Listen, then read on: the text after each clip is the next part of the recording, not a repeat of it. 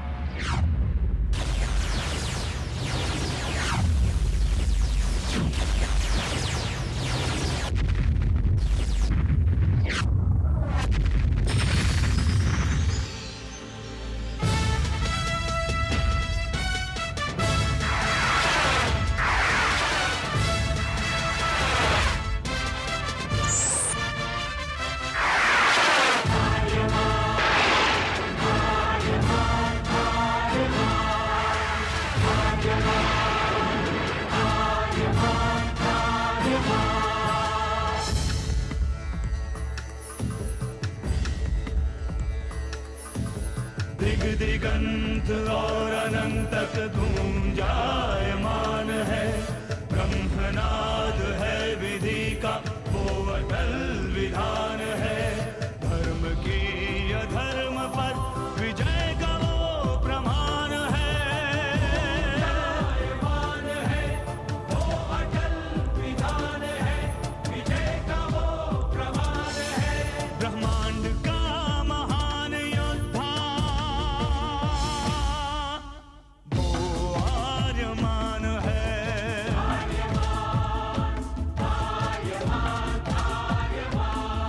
ब्रह्मांड का महान योद्धा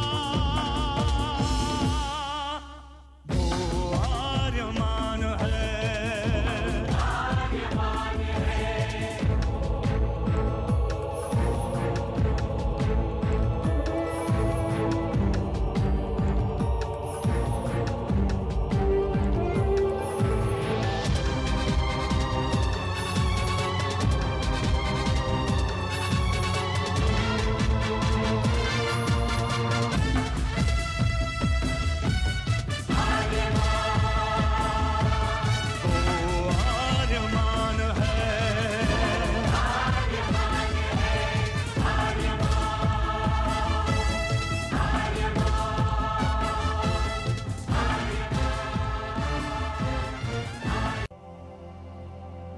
अनंत असीम ब्रह्मांड, अद्भुत विशाल विराट, जहां असंख्य आकाश गंगाएं प्रतिक्षण बनती रहती हैं, मिटती रहती हैं। हर आकाश गंगा में होते हैं अनगिनत तारे, अनेकों सूरज, और सूरज के साथ होता है अपना सौर मंडल, जिसमें रहते हैं अनेकों ग्रह।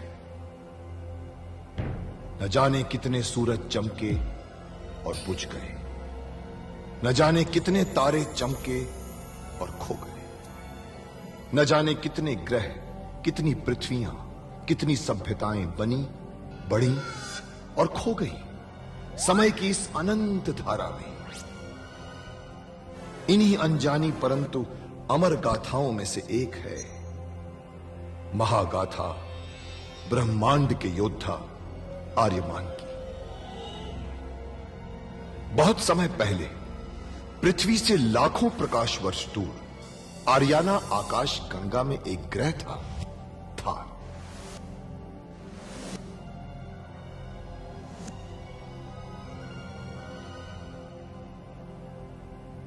थार एक रेगिस्तान था, पानी की बूंद नहीं थी, फिर भी पूरे ब्रह्मांड के लिए मूल्यवान था थार, क्योंकि थार में थी ऐसी खाने जहां से दुर्लभ जीवनदायी पदार्थ निकलता था, जिसे थारस कहते थे। यह किसी भी ग्रह की जहरीली से जहरीली हवा को भी रासायनिक प्रक्रिया से प्राणवायु बना देता था, जीने के लायक बना देता था। कहावत थी, थारस जिसके वश में, पूरी आकाश गंगा उसके वश में। आर्याना आकाश गंगा की संरक्षक संस्था ओमियान के नियमों के अनुसार थारस को कोई भी व्यक्ति अपने वश में नहीं कर सकता था। यहां तक कि थार ग्रह का राजा जारांत भी नहीं। राजा होते हुए भी जारांत अपना राज्य गणतंत्र प्रणाली से चलाता था। खानों से निकलने वाले थारस का 25% भाग ही थार ग्रह के हिस्से में आता था। बाकी का हिस्सा ओसेक अंतरिक्ष संगठन में चला जाता था। ओसेक आरियाना आकाश गंगा के व्यापारियों का संगठन था और जिसका संचालन अंतरिक्ष में बनाए गए एक कृत्रिम ग्रह ओसेक से होता था। मगर ओसेक संगठन में कई व्यापारी ऐसे भी थे जो अति महत्वाकांक्षी थे, जो पूरे ब्रह्मांड में अपना आधिपत्य स्थापित करना चाहते थे। परंतु जब तक ओमियान था तब तक कोई कुछ नहीं कर सकता था। ओमियान अंतरिक्ष के लोगों की संरक्षक संस्था थी जो अंतरिक्ष के निवासियों के हितों का पूरा ध्यान रखती थी और अपनी शांति सेना के द्वारा संपूर्ण ब्रह्मांड में शांति और व्यवस्था बनाए रखती थी। इसी ओमियान संस्था का अध्यक्ष था महान होशिंग।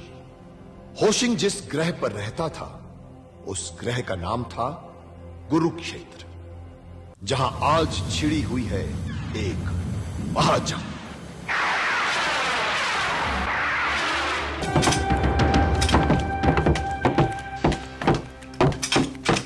माया जी, शुक्र है आप जीवित हैं। हम आपको ले जाने आए हैं। लेकिन तुम्हारा यान तो नष्ट हो चुका है। अगर आर्यमान ने आपातकालीन बटन नहीं दबाया होता तो हम भी नष्ट हो चुके होते। नारद मुझे जीवित नहीं छोड़ेगा। वो मेरे होश में आने की प्रतीक्षा कर रहा है। मेरे होश में आते ही वो मुझसे तेजी का पता जानकर ही रहेगा, फिर मुझे खत्म कर देगा। मुझे अपनी कोई चिंता नहीं है, लेकिन किसी भी हालत में तेजी नारद के हाथ नहीं पड़नी चाहिए। कौन है तेजी?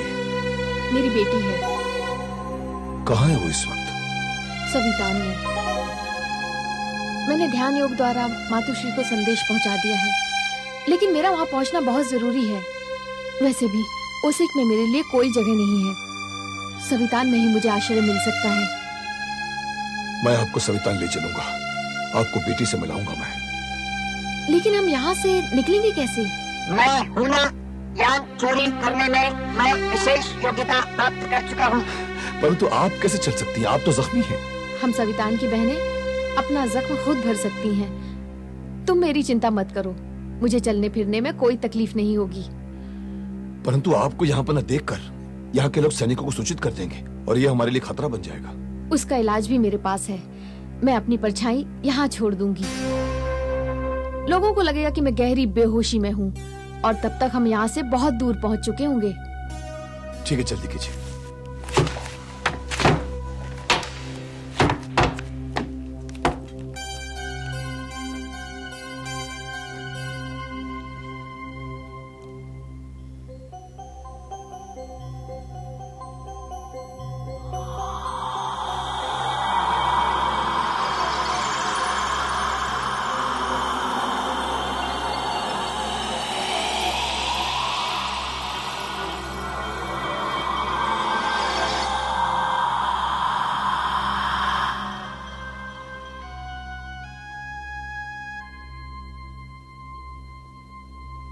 ऑटो चलिए।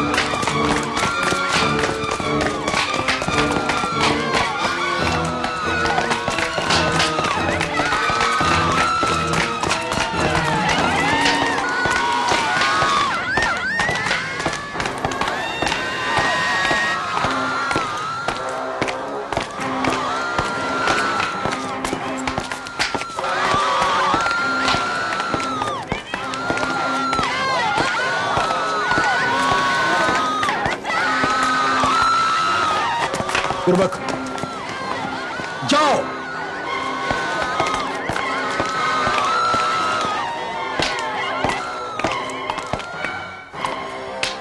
तेजी कहां है?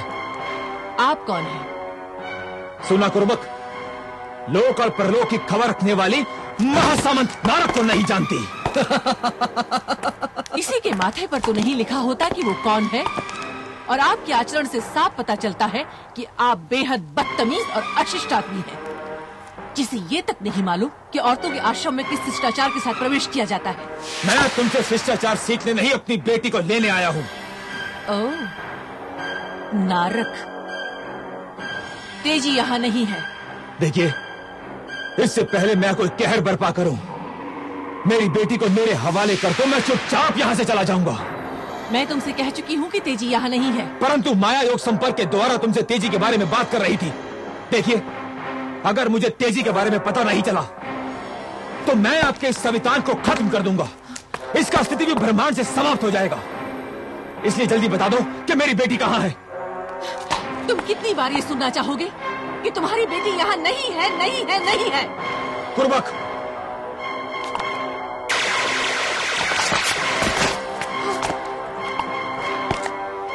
अब भी वक्त है तेरे पास।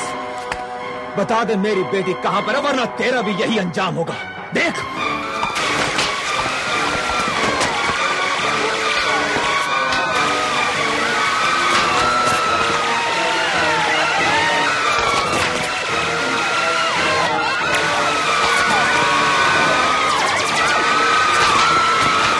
मैं तुम्हें कितनी बार बता चुकी हूँ, मुझे नहीं मालूम। मुझे मालूम करना आता है, क्योंकि नारद के पास माया अभी तक जीवित है।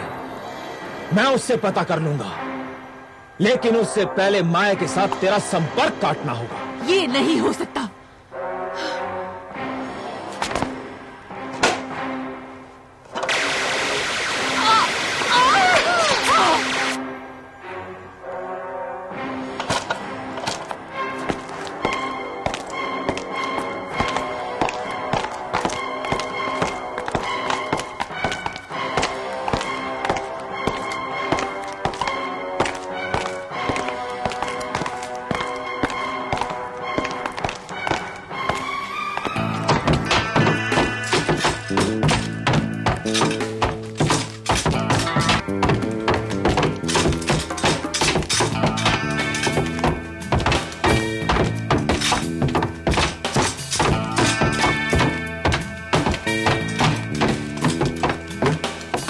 आइए, क्या बैठिए।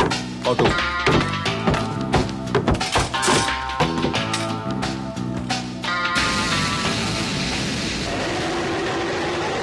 आर्यमान, आज मैं 25 सालों के बाद खुली हवा में सांस ले रही हूँ। जब नारद को पता चलेगा कि उस स्थान पर आप नहीं, आपकी छाया है, तो उसकी सांस नहीं। हाँ, मुझे न पाकर नारद हैवानियत पर भी कर सकता है। एक बार आपको आपकी दिल को जाना चाहिए, उसके बाद मैं नारद को पाऊंगा।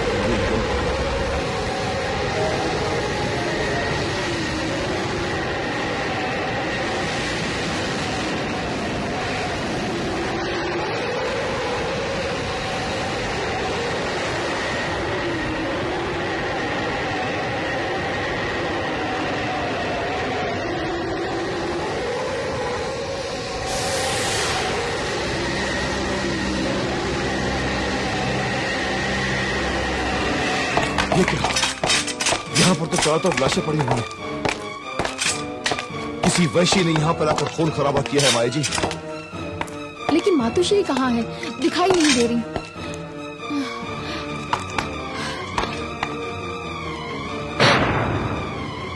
आर्यमान, मातुश्री।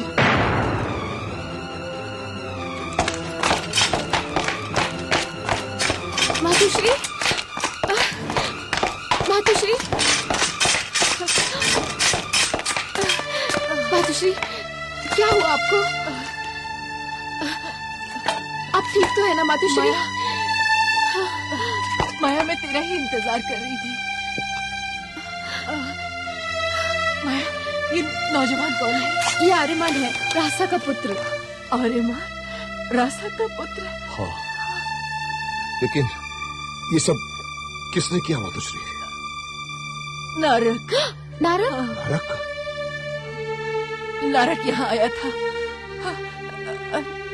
तेजी को ले जाने। तो क्या नारद तेजी को ले गया?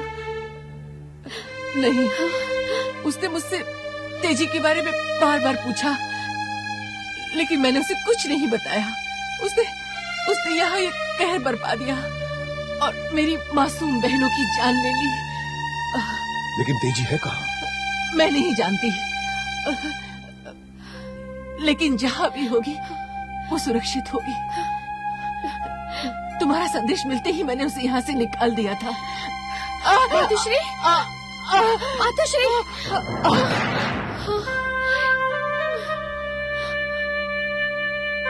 मातोश्री,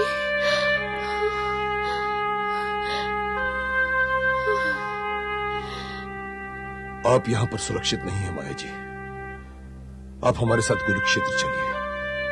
महान होशिन आपको देखकर बहुत प्रसन्न होंगे।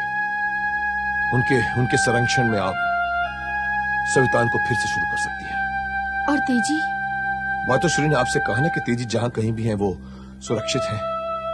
आपको तेजी एक न एक दिन जरूर मिलेगी। गुरुबक, माया को जीवित रखना ही होगा, क्योंकि उसके सिवा किसी और को मेरी बेटी का पता मालूम ही नहीं। सिर्फ माया ही कभी भी अपनी बेटी से संपर्क स्थापित कर सकती है, इसलिए उसका जीवित रहना जरूरी है। आप बिल्कुल ठीक कह रहे हैं महासामंत नारक। आओ कुर्बक।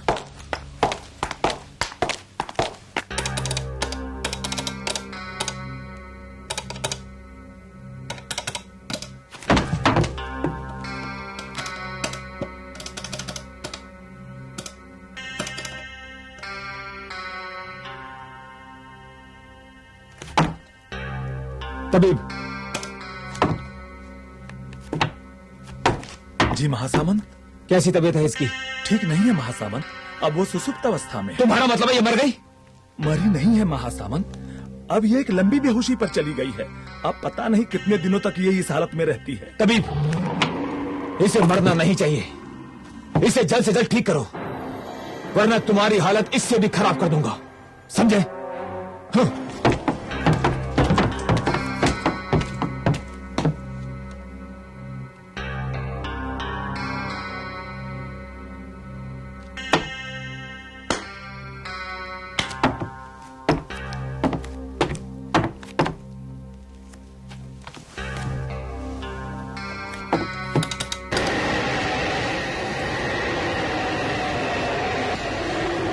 आर्यमा, तुम गुरु रोशन की आज्ञा तोड़कर थार गए थे। तुम्हें डर नहीं लग रहा उनके पास जाकर? कम से कम तुम उन्हें सूचित तो कर दो कि तुम आ रहे हो। बुजुर्गों ने कहा है माया जी, माता पिता और गुरु के पास बिना बुलाए जाया जा सकता। और रही नाराजगी की बात, तो मेरे गुरु होशिन तो साक्षात क्षमा की मूर्ति है। चिंता मत करिए, सब कुछ ठीक है।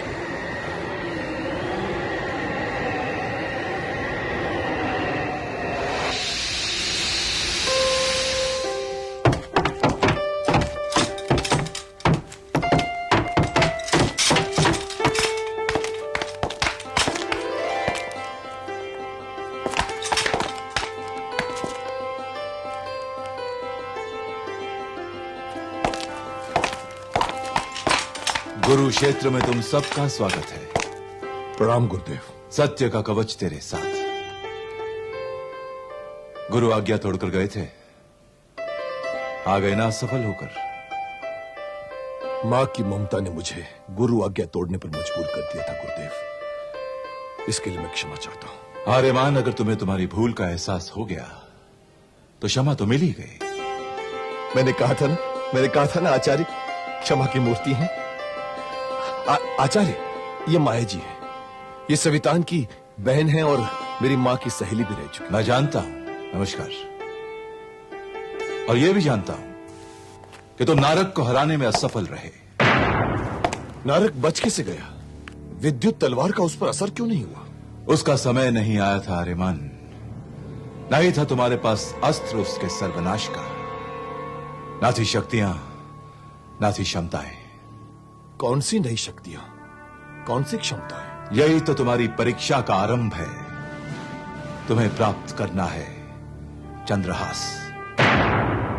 चंद्रहास? आचार्य, क्या चंद्रहास का सचमुच अस्तित्व है या सिर्फ एक पौराणिक कथा है? आश्चर्य है माया कि सवितान आश्रम की शिष्या होने के उपरांत तुम मुझसे सवाल पूछती हो कि चंद्रहास का कोई अस्तित्व है। चंद्रहास का अस्तित्व है, परंतु ये चंद्रहास क्या है आचार्य? ब्रह्मांड का सबसे बड़ा शस्त्र। अब समय आ गया है कि तुम उस अस्त्र के विषय में जान लो जो बनाया गया है तुम्हारे लिए और तुम जन्मे हो जिसके लिए, और जिसके बिना तुम नहीं कर सकते नारक का संहार। कुछ दिनों पहले आपने मुझे इस दिव्य वस्त्र के बारे में बताया। अब आप कह रहे हैं कि मैं चंद्रहास के लिए जन्मा हूं, वो मेरे लिए बना है। ये क्या पहेली है आचार्य? ये पहेली नहीं है आर्यमान, सनातन सत्य है ब्रह्मांड का। आओ मेरे साथ, आओ तुम। इससे क्या होगा?